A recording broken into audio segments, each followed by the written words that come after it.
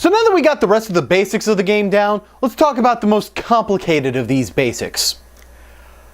Combat. So in the last video, I cast this Chief of the Edge, but we didn't really go over a lot on how creatures work. So let's start with the bottom right here. There's two numbers with a slash between them. These represent the creature's power and the creature's toughness.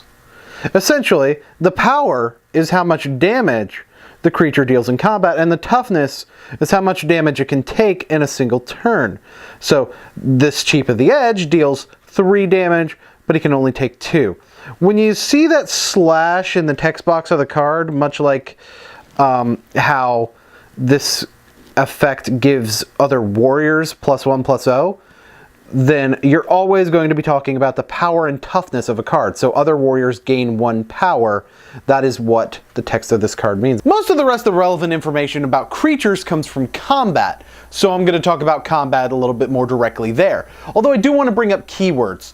Keywords are essentially words that appear on a card that will tell you something that the card does. They're sort of a shortcut for a longer effect. Some of them, when you read the keywords, you're going to be able to figure out what they do. Some of them will have reminder text in italics and in parentheses that will tell you exactly what that keyword means, but not all of them will. There are some keywords I'm going to go over here, mostly the ones that are likely to show up in any game, no matter what format you're playing. But the main ones I'm going to talk about before going into combat, the rest I'm going to talk about during combat because they're mostly relevant there, are Flash and Haste. Flash means that you can cast as an instant. I talked about that before, being able to cast cards that are not instants as though they are instants, thus a card with Flash.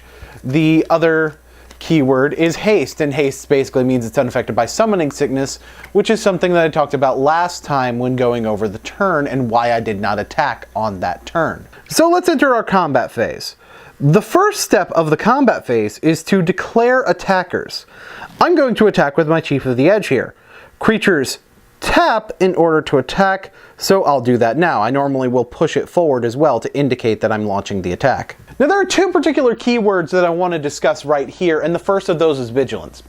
Vigilance means that a creature does not tap in order to attack. Now, even if the creature doesn't have any other way to tap, there is a reason that you would want to not tap, but we're going to learn about that as we go further into combat. The creature, though, I would like to note, is still affected by Summoning Sickness unless it also has Haste. The other keyword is Defender. A creature with Defender cannot attack. That pretty much explains itself. I need to choose an opponent to attack, but as you can see in this example, my opponent has a Planeswalker on the field. When attacking, a player's Planeswalker counts as an attack target, much like the player does. So I'm going to attack Sorin instead of my opponent. So allow me to explain Planeswalker cards more thoroughly, to explain why you would want to choose a Planeswalker card as your attack target. Planeswalker cards enter the battlefield with loyalty counters on them. In the case of Sorin, Solemn Visitor, he enters the battlefield with 4 loyalty counters. They also have abilities on the side here.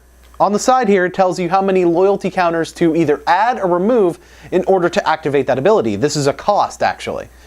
So basically, you play it, and it has a starting loyalty. That is a trigger, technically. That's important in the case of a couple of cards, not very many though. But it has loyalty counters that it starts with, and you want to try to add loyalty counters to get to an ultimate. You basically, once per turn, as a sorcery, you get to use one of these abilities. And another thing worth noting about Planeswalkers is that if you deal damage directly to the player, you can choose to instead deal that damage to a Planeswalker that they control. So I'm going to go ahead and explain Planeswalkers a little bit. Here in the bottom corner, where you would normally see the power and toughness of a card, they have a white number in this black box here, this very stylized black box. That is the Planeswalker's starting loyalty. Basically, when this comes on the field, it has that many loyalty counters put on it immediately. And once per turn, as a sorcery, each Planeswalker gets to activate one of its loyalty abilities.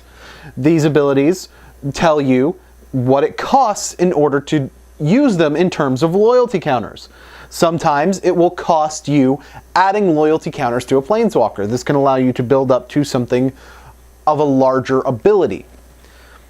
Now, when a spell or ability outside of combat damage deals damage directly to the player, you will be able to direct that damage to a planeswalker, but also in combat, you get to choose the planeswalker as an attack target, which can be beneficial in order to prevent a once per turn extra effect, especially a particularly powerful one, from going off.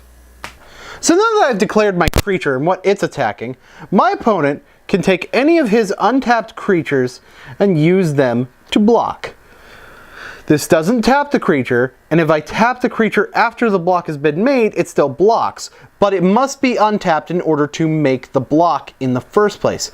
Even if this blocking creature goes away before damage is dealt, my creature is still blocked, which will come up later. For now though, let's talk about keywords that affect what can and cannot block. The first one I want to talk about is Menace. A creature with Menace must be blocked by at least 2 creatures. Normally, you can block a creature, sort of create a one-on-one combat scenario with that creature. With Menace, you don't get a one-on-one combat. You must use 2 creatures to block. And normally, with blocking, you have the option to use 2 creatures, or more than that. But with Menace, the minimum that you have to use is 2. The other 2 keywords directly correlate with one another, and those are Flying and Reach. Basically, a creature with Flying can only be blocked by a creature with Flying or Reach. I think that's pretty self-explanatory. Now let's move on to something that's a little bit less self-explanatory. Namely, the mechanics that affect how combat damage is dealt. So now we go to the damage step now that we have our attacks and our blocks. Now, before I go into the special rules regarding damage, I want to first cover what basically happens in each particular scenario. If my creature was not blocked, then it deals damage to my attack target based on its power. So, in this case, Soren would lose 3 loyalty counters. Let's just say he's at 3 loyalty because I don't feel like getting any dice at the moment. And he would die. This only works if no block was declared against him in the first place, mind you, so let's just bring him back for the moment. If something did block and was taken out of combat by some means, then my creature will deal damage to a non-existent blocking creature, much like my non-existent opponent. Now let's say there's 1 blocker. That's also really simple to figure out. My creature deals its damage to the opponent's and vice versa. So in this scenario, both my Chief of the Edge and my opponent's Chief of the Scale would die. When there's more than 1 blocker, I have to choose how I assign my damage. I do this by choosing the first creature I want to deal damage to. I think I'll deal damage to this Chief of the Edge first. He's pretty threatening. And if there's any damage left over, I assign it to another. So in this scenario, I'm going to deal 2 damage to his Chief of the Edge. That will die, because that's all it needs. And 1 damage to his Brain Maggot. And that will die, and I'll get a card back because he exiled a card with the thing. But my creature is still going to die. But I have another one anyway, because that's what he discarded. That's what I'm going with. So when my creature is blocked by a band, I'm not going to explain banding. Fuck that. Fuck all of it. Fuck all of you! So now let's get into how things get complicated. I'm going to start with the simplest 2 abilities first. Lifelink and Death Touch. They both work outside of combat too, by the way. Lifelink, basically, when this creature deals damage in any way, whether it's in or out of combat, I gain that much life. Pretty simple to understand. With Death Touch, it's slightly more complicated, but very easy to understand. Basically, 1 damage from this creature is enough to kill anything. So, this actually matters when assigning damage to multiple blockers as well, because that means that when I assign damage to multiple blockers, I only have to assign 1 before moving on to another blocker. Next, we have First Strike and Double Strike, which are very complex because both of them add a second damage step. Basically, a creature with First Strike deals its damage before opposing creatures that don't have First Strike or Double Strike. So essentially, a creature with First Strike will have a first strike damage step to deal its damage first, and then the regular damage step happens. A creature with double strike is a lot easier to explain once you know what first strike is. A creature with double strike deals damage during both the first strike damage step and the regular damage step. So in a way it deals double damage. And then we have trample. So what trample means is that if there are no more blockers and you still have damage to assign, you assign it directly to the player. Now on its own, that doesn't really sound that complicated. But when you start having it interact with other abilities, it becomes really complicated to figure out what damage is being dealt. For example, a creature with both double strike and trample, if you kill the opposing creature during the first strike damage step, on the regular damage step, you still get to deal your damage. Guess what? You're dealing it straight to the opponent's face. And a lot of people miss that. Basically, trample is more complicated when it interacts with things.